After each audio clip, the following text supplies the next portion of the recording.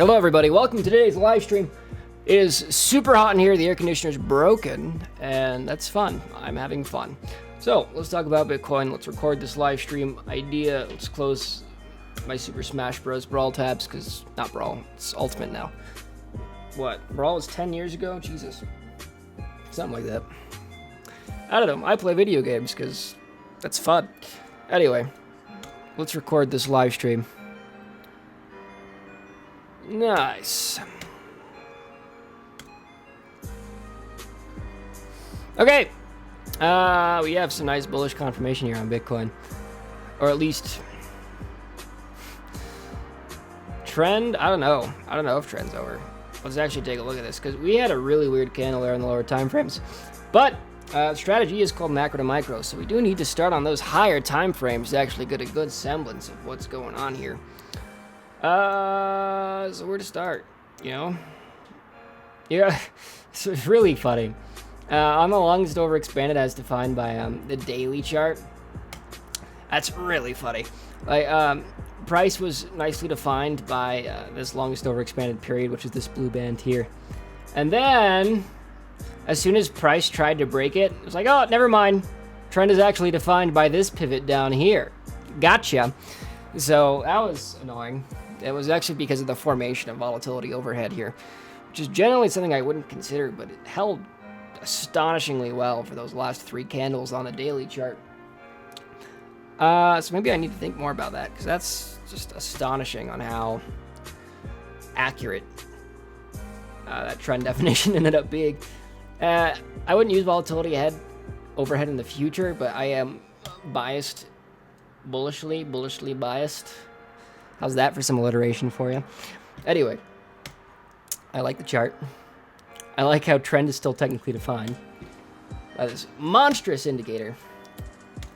4-hour chart, though, we are seeing the active mean inversion condition, which is bearish. This is a bearish 4-hour chart. At least it's bearish in a vacuum. That's the important distinction. If we're only looking at the 4-hour chart, this is not good. All right, so we have this trend definition here.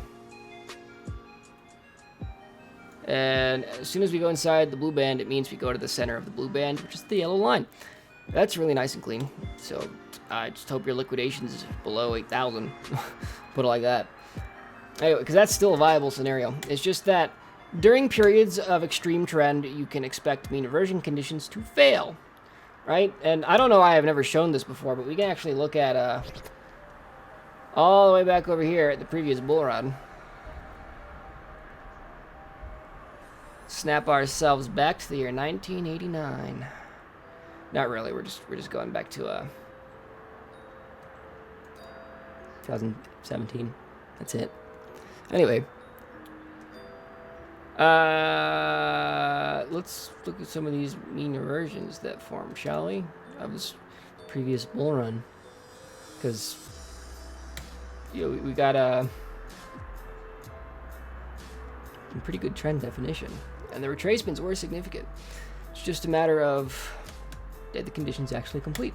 Alright, I'm repeating myself. Let's load up these manually, because really what I was doing there is I was stalling to see if ACAT was identifying volatility overhead, and it was, which means we need to manually identify the mean reversion conditions. So this is going to take a little bit longer than I expected. So buckle up. Let's talk about these conditions. It should be fine. And let me just pop out the YouTube comments so I don't have to keep on looking at the live stream page. Video output's low, though. It looks fine to me. Okay. That's what Ramus says. Okay. It's probably my favorite quote. 100. Through the 100 period. Alright, I just want to check these mean reversion conditions from the previous bull run to see if they can hold their own weight. Right, because during periods of excessive trend... Okay, well... okay, first mean reversion condition completed quite cleanly, where we both bounce on the mean 1 time, 2 time. So that's that. Obviously the next mean reversion condition hit perfectly, because that's an obvious reversion. We need to go back farther. So I'm looking for a longer term expansion, you know? I'm going to take off log because it's messing with my scale, or at least my perception. Alright, let's take a look at this initial move up here. Yeah, okay, these actually look like completed meter versions.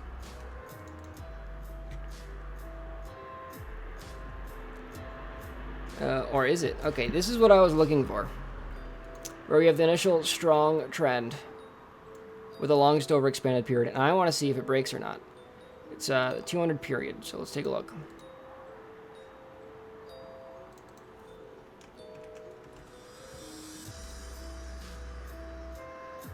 Son of a bitch! My tools are working too well. I'm trying to look... Okay. I'm trying to make a point that during significant trend, mean reversion conditions can tend to fail. And it's not happening. And I'm a little bit annoyed. Because I'm trying to make a point on why I'm bullish. But my strategy just doesn't agree with my bias. That's some cognitive dissonance, to say the least. So, honestly, I should probably reduce my position size. I'm kind of realizing that now. Oh, I have a bullish bias. God damn it. So you can see it respecting the pivot perfectly for retracement values. Not just once, but twice. We test that pivot twice, and then we see the trend continuation. So, my point is nil. No, we should not deny the efficacy of mean inversions. God damn it.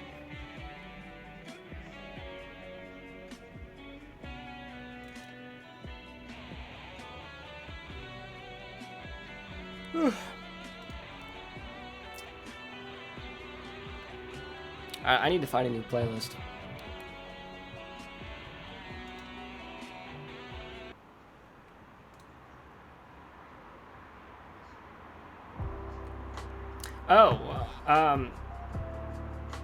You're not even excluding the 605. We also just have the shorter term mean reversion condition.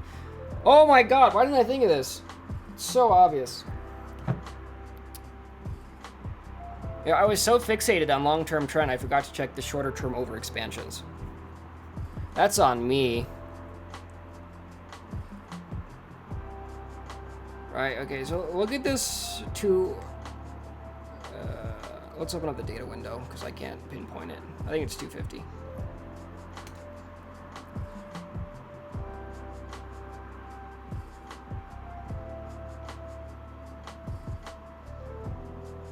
Oh yeah, if anyone wants to help me make a copyright-free playlist, I'd thank you. My kava's almost done brewing, which is good. I do like kava. Alright, let's take a look at the 225. So the 225 is the longest overexpanded period. So once we actually get that mean reversion condition, we can use the bottom edge as a pivot for trend definition, or at least compression definition. Or at least a retracement value if you really want to get groovy there. Nice. Yeah, so once the band entered, we will trade laterally as defined by that compressing distribution. So it kind of makes sense we didn't go any lower at this location, right? Because that would actually cause the re-expansion over longer periods, and this is really clean. I'm going to show you on the 3D Wave PM. So, this re-expansion that happened here is contained by the fact that there's a volatility overhead. In other words, those already overexpanded distributions cannot re-enter a state of expansion. And in this case, we had aggressive downward expansion on the shorter time frames, but they were cut short by the middle time frames due to their inability to expand because of the required excessive amount of force that would be forced to happen, or at least the required force to happen. And I'll show what I mean. Every time we go above 0.9 on Wave PM, it will go below 0.7 before it can return above to 0.9. Every single time on any period. It happens around 90% of the time. So if we're above 0.9, all the values go down below 0.7 before they can enter a state of expansion. That's really nice. Why? Well, because when we get this kind of excessive trend, we get short-term lateral trading. Really clean, huh? It's good stuff.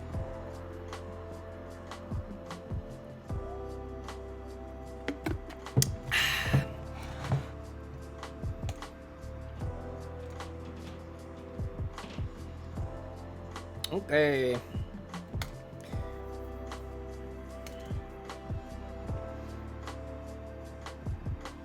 It's a pretty cool chart. Pretty cool. I'm bullish. You can go over why.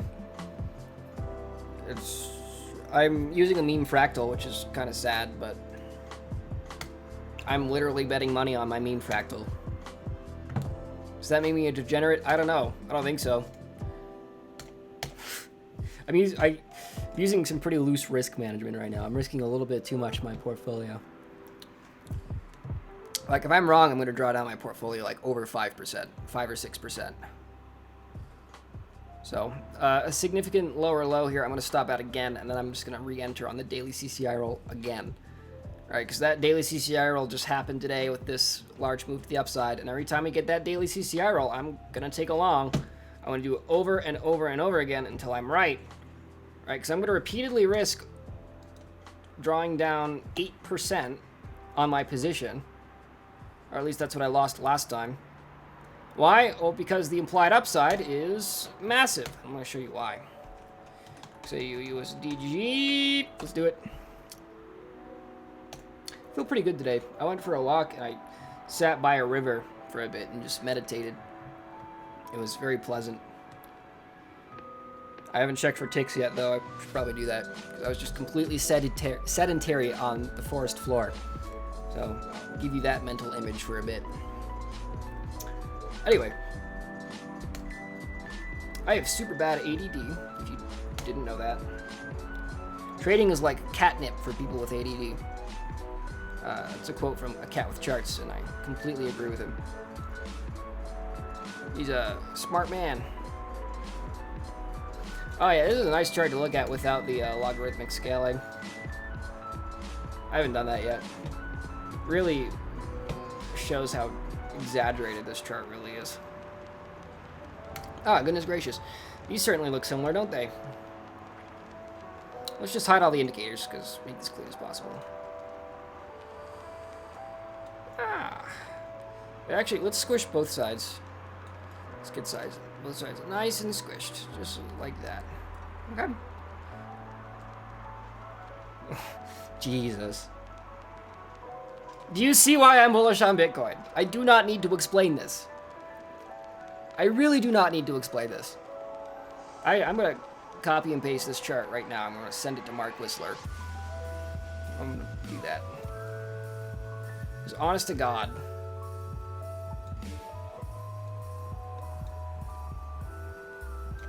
it's just too bullish.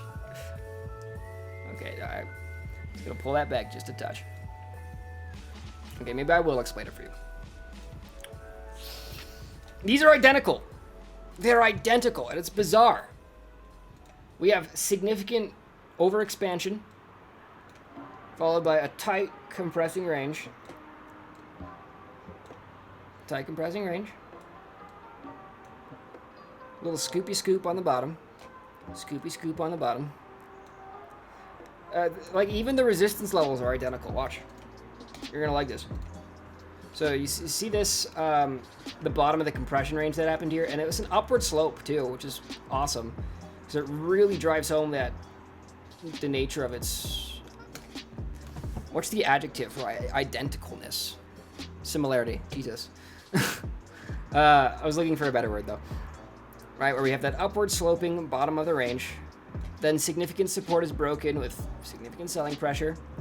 And even the relief rally is identical. Look, the little volatility pop to the upside. Followed by a secondary test of that major benchmark to the downside.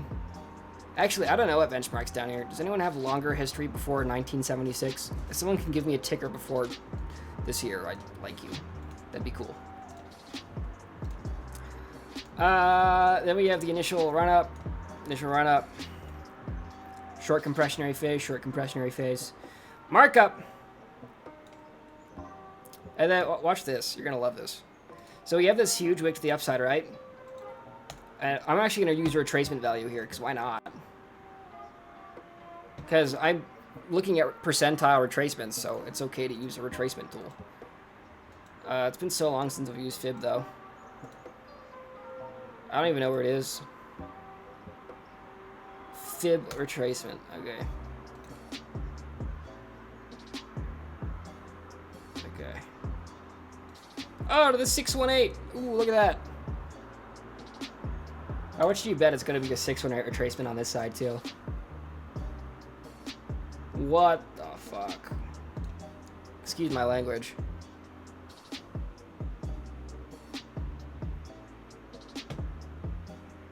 It's pretty similar.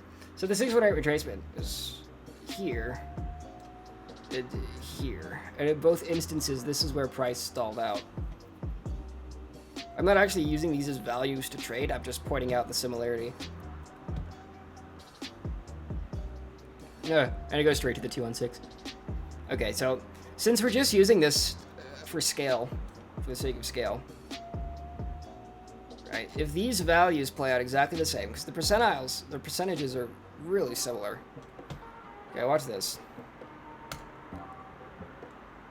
If we also go to the 2618 value, and yes, I realize how arbitrary this is, but because they're so similar, let's just go with it for a second.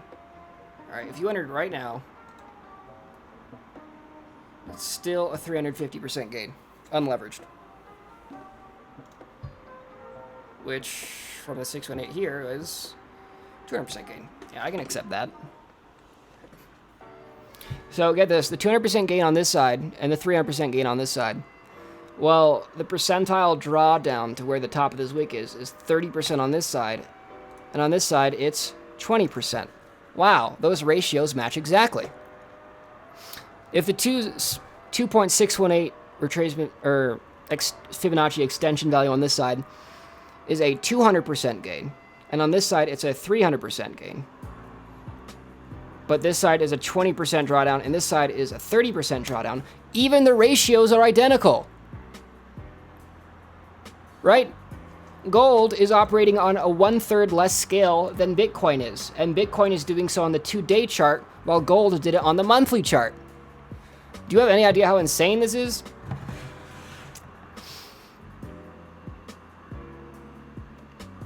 This is why I'm so hesitant to actually respect the mean reversion on the shorter time frames. Because when you really look at this macro scale, I don't feel like selling out so I can avoid risking 10%, you know? If I'm wrong, okay, I'll stop out eventually and I'll have a hefty drawdown. And that's a reality I'm willing to admit. But I will let you know when I stop out. But when I do stop out, I will re-enter on the daily CCI roll. All right, okay, let's load up gold. Let's take a look at quad CCI. And because we identified the scale as super similar, we can just use... Wow. Even the CCI reading is identical. Watch this.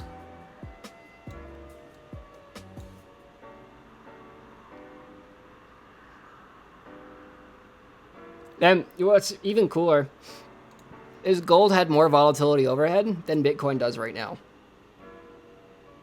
Right, there's smooth sailing as defined by the 3D Wave PM. There's nothing holding price back here. Everything is in a state of congruent expansion.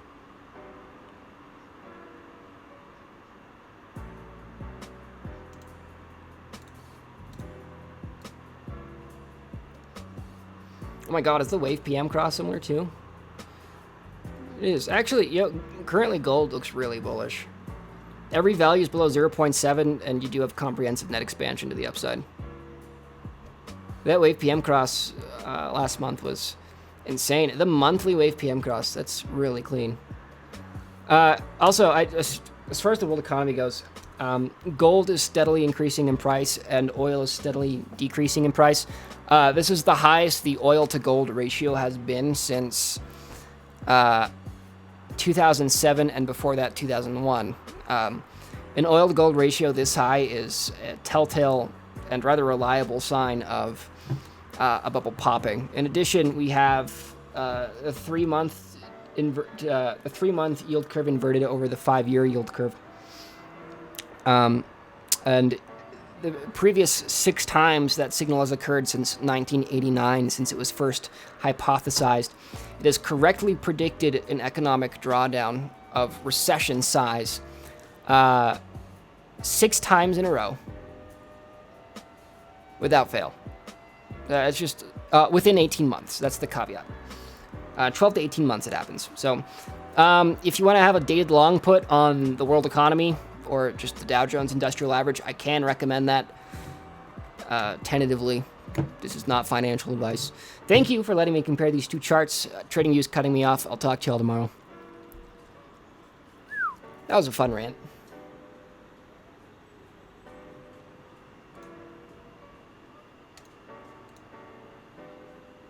Got a cup of coffee. Cannon Man says, hope you're having a great day. Thanks. It's a pleasure to have you. It's a good chart, man. It's a good chart.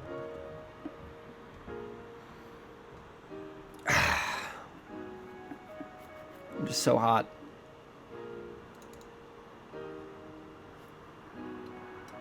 Yeah, I've been building up some willpower by taking minute-long cold showers throughout the day.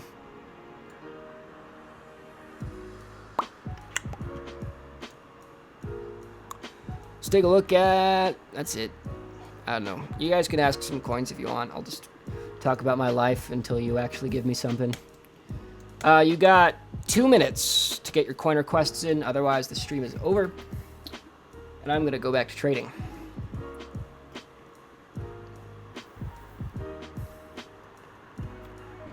Actually, I'm going to put some ice in this bottle of kava. I'll be right back.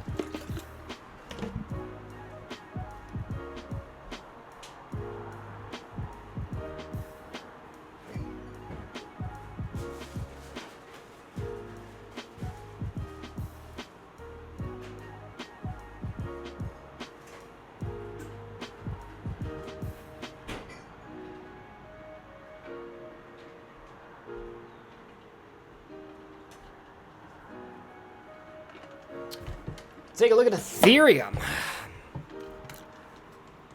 How are we doing on viewers today? I did super late. 13, okay.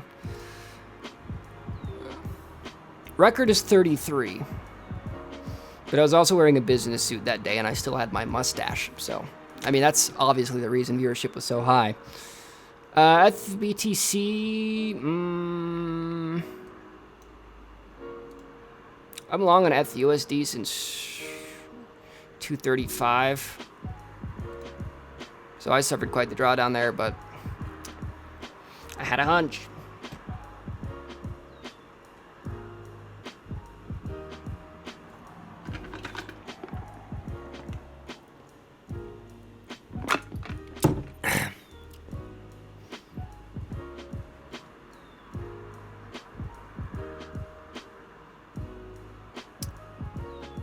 One hour is super muddy. 4 hour might be better. Every value is above 0.9. That's such a good signal. Okay, whenever you get every value above 0.9, like this, you just immediately counter trade. All right, that's the best oversold or overbought signal you could ever get. So when this happens here, I'm just gonna draw lines. And generally the way you can tell reversal is the change in the slope. So I'm just gonna draw some examples of counter trades here.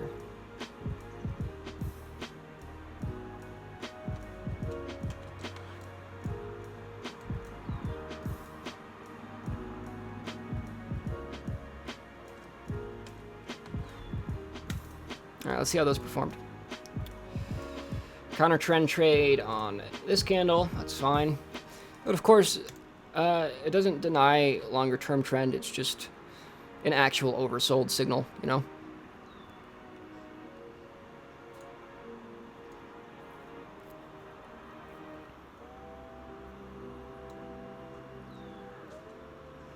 Yeah, there's good.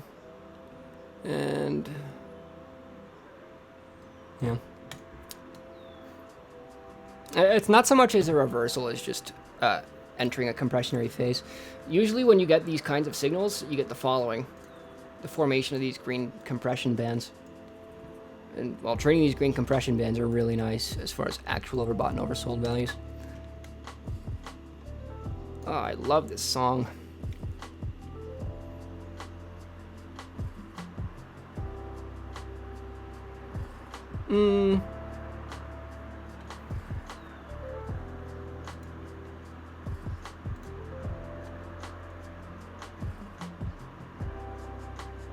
I'm inclined to bet on trend continuation.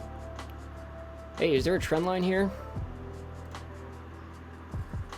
Oh my god, that's so nice. Yeah.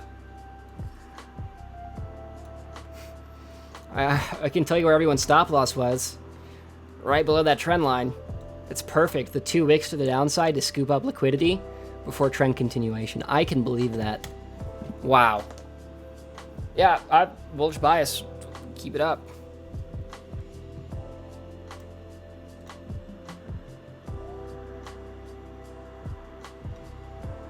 CCI roll up. Yeah, Lucian.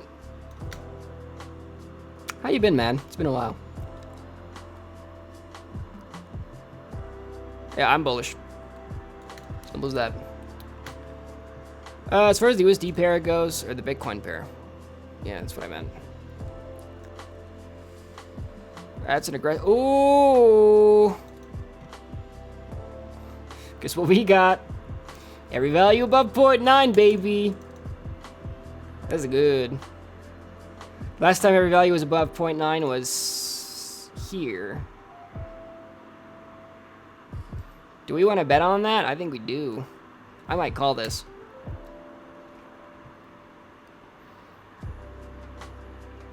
Super clean.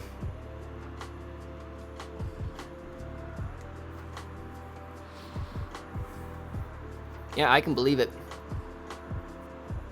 Also, guys, just so you're aware, mean reversions in the direction of trend is going to be so much more profitable. Mean reversions against trend are carry a lot higher risk.